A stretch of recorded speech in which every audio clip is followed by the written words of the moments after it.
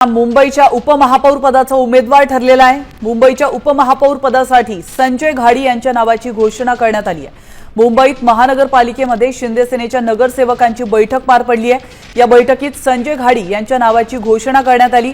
संजय घाडींनी उमेदवारी अर्ज दाखल केला।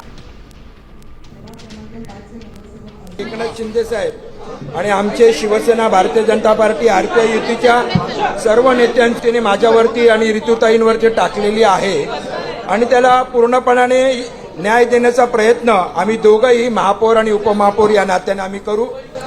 प्रशासनाला बरोबर घेऊन मुंबई शहरातील जे विविध प्रश्न आहेत ते तडीला जातील याच्यासाठी आम्ही सर्वजण प्रयत्न करू अशी मी आपल्याला या ठिकाणी आम्ही देतो।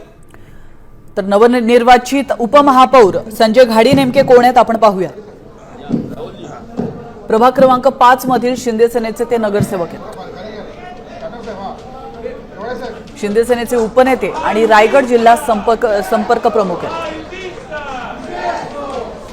1988 ते 1989 पासून शिवसेना प्रणित भारतीय विद्यार्थी सेनेचे ते विभाग प्रमुख होते आणि 1990 ते 91 मुंबई विद्यापीठाच्या स्टुडंट काउन्सिलचे अध्यक्ष आणि सिनेट सदस्य। 2017 ते 2022 शिवसेना नगरसेवक होते। त्यानंतर 2026 मध्ये पुन्हा ते विजयी झाले।